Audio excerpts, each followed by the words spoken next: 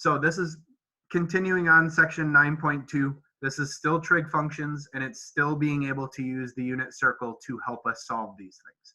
So we are specifically going to be talking about the 6 trig functions that we're going to be using in calculus. So there are 6 trig functions in calculus. Those 6 trig functions should be pretty easy for the first 3. We have sine of theta, cosine of theta, and tangent of theta. Now the other thing that we can deal with, or the other reason that we can use these certain things, okay? You can come get a snack, but be quiet, please. So as we work our way through, these things are all relatively easy because they're old, they're something that you're comfortable with, but it's basically just the old stuff from geometry, where you have the opposite over the hypotenuse, the cosine is the adjacent over the hypotenuse, and the tangent is equal to the opposite over the adjacent. But using the unit circle, this has actually gotten much easier because sine has just turned into whatever the y value is, cosine has turned into whatever the x value is, and tangent has turned into whatever the y value divided by the x value are. Okay, so that's a pretty important thing. Okay, now what I want you to do, or what I want you to think about, is every once in a while, some of these things, they can kind of throw different functions at you. So you know how we always have the ability to work with reciprocals, and we always have the ability to take a number and flip it? That might not happen necessarily with these types of functions. So if we don't have these types of functions, so these things have reciprocals. These things have not really inverses, but we have to be able to deal with them in different ways. So right now, I'm just going to introduce these. If you're interested as to why these are, or why these exist, we can turn that into a different lesson. But as of right now, we're just going to kind of talk about how, or the relationship that these things have. So there are 3 new types of functions that we talked about last year. Those 3 types of functions are called secant, cosecant, and cotangent. Okay, so it kind of sounds like cosine and cosecant should go together, but that isn't what happens. Sine goes with cosecant. Cosine goes with secant. And tangent goes with cotangent. So those things all go together. Now what these are the reciprocals. So like 5 has 1/5 as a reciprocal. 1/10 has 10 as a reciprocal. The reciprocal of sine is just called cosecant. The reciprocal of cosine is just called secant, and the reciprocal of tangent is called cotangent. So what this actually is it is saying that cosecant is the same exact thing as 1 over sine of theta. Secant is 1 over the cosine of theta, and cotangent is 1 over the tangent of theta. All right, so these all have different properties, and we're going to be able to get into more of those properties in a little while. But the first thing that you should really make sure that you understand is how to deal with them. Because once you understand how to deal with them, it makes it a little easier to use them later on. Okay, the way that we abbreviate cosecant is by CSC theta.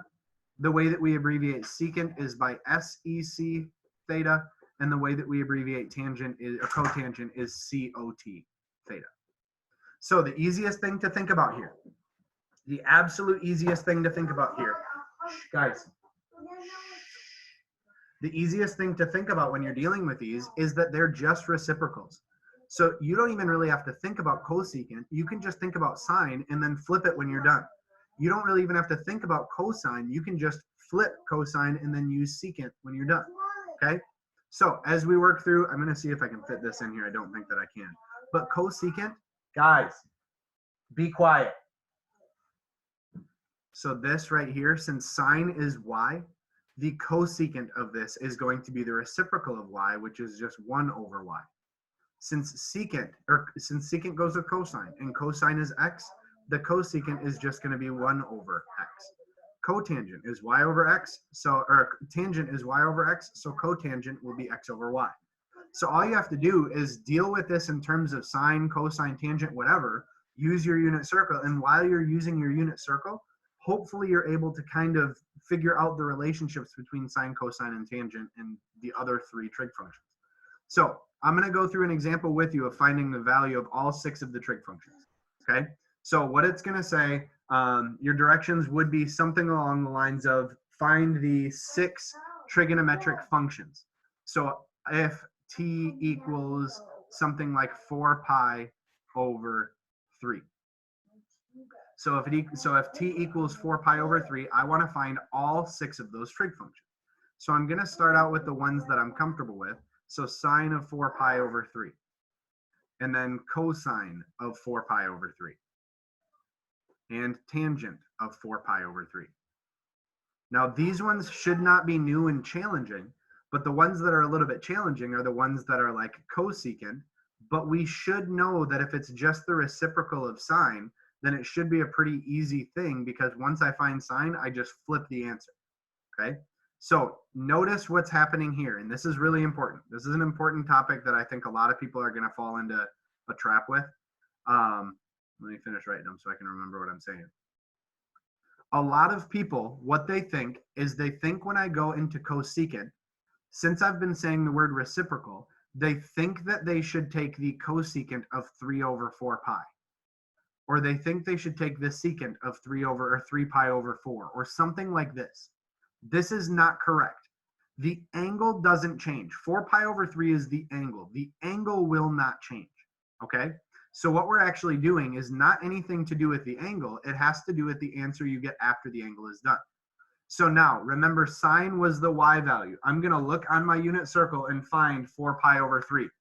I can see that 4 pi over 3 is the same thing as 2 pi over 3. Or no, that's not right. Sorry. 4 pi over 3 is right here.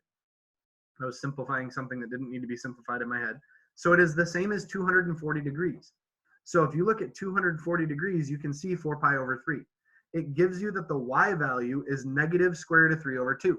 So the y value is negative square root of 3 over 2. It tells you that the x value is negative 1/2. And then I look at, now I've got everything I need. Now I just need to use these two relationships up here to calculate everything else out, okay? So now tangent is just y over x. So negative square root of 3 over 2 over 1/2. Now, there's a couple of you that remember tips and tricks from last year, whether it was in physics class or algebra 2, but you can cancel out these 2's since they're right next to each other. If you don't like that, I know Sam's favorite word that he likes to use is copy.flop.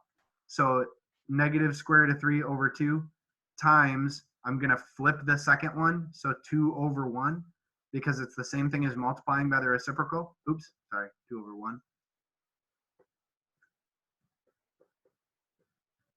So I have negative square root of 3 over 2 times 2 over 1. I've just flipped it. Now my 2's will cancel, so this is equal to the negative square root of 3. So tangent is just the negative square root of 3. Okay? So this is all just simplification. This is not anything new. The only new thing was finding sine and cosine. Everything else past this is just Mr. Shepard. Yeah. It's negative 1/2. Oh, thanks. Thanks. Good catch. Yep. Good catch. So that should end up being a positive square root of 3 then, because that negative is going to end up canceling. So negative times a negative would be a positive, and that would cancel. So it would just be the positive square root of 3. So now what I'm going to do is I'm just going to look at the relationship. Now the relationship has to do with this thing. It's just that. So all I'm going to do is I'm going to flip that and simplify. So it's still going to be negative, so it will be negative, but now it's going to be 2 over the square root of 3. So it's just the reciprocal of whatever that sine value was. Now remember, this is not an okay thing to have. So since this is not an okay thing to have, I can't have a radical in the denominator. I'm going to multiply by the square root of 3 over the square root of 3. So I'm going to get negative 2 times the square root of 3 all over the square root of 3 times the square root of 3, which would be this. Okay? Secant, I'm going to take whatever the value was here, and I'm going to flip it. So negative 1/2 becomes negative 2. The one that people get stuck on a lot is tangent. And the reason they get stuck on tangent is because tangent isn't a fraction, but we can turn it into a fraction by doing that.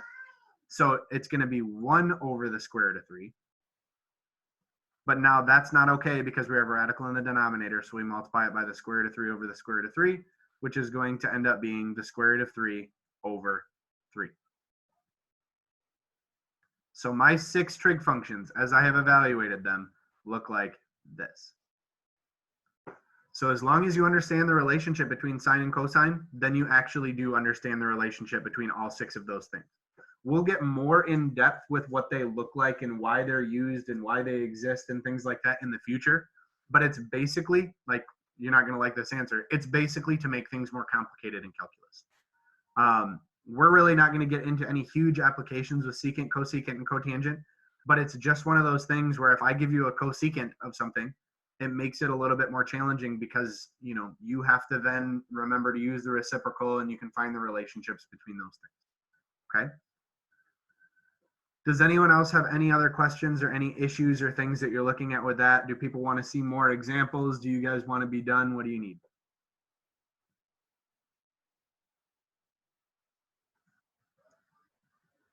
Anything?